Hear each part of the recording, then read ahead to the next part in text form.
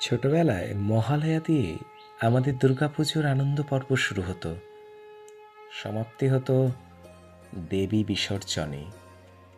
আমি মুগ্ধ হয়ে দেখতাম শিশির ভেজা ঘাসে প্রভাত আলোর বিচ্ছুরণ, শিউলি তলায় ঝরে পড়া শিউলিরা, নীল আকাশের শুভ্র মেঘের দল যেন মায়ের আশার আগমনী বার্তা নিয়ে এসেছে।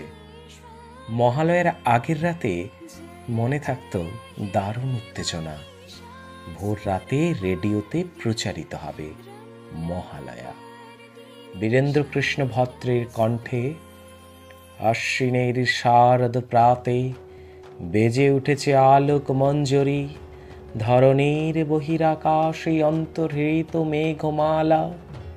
মনে তুমুল আনন্দ নিয়ে ঘুমাতে যেতাম। রাত ৩টে বাজতেই ঘুম ভেঙে যেত। মা বাবার সাথে সাথে ভাই বোনেরা অপেক্ষা করতাম কখন ভেসে আসবে সেই সুর। আকাশবাণী কলকাতা থেকে বীরেন্দ্রকৃষ্ণ ভদ্রের দরাজ কণ্ঠে দেবী বন্দনা। ১.৫ থেকে ২ ঘণ্টা ব্যাপী প্রচারিত মহালয়ার সুরেলা মোহনায় আটকে যেত মন।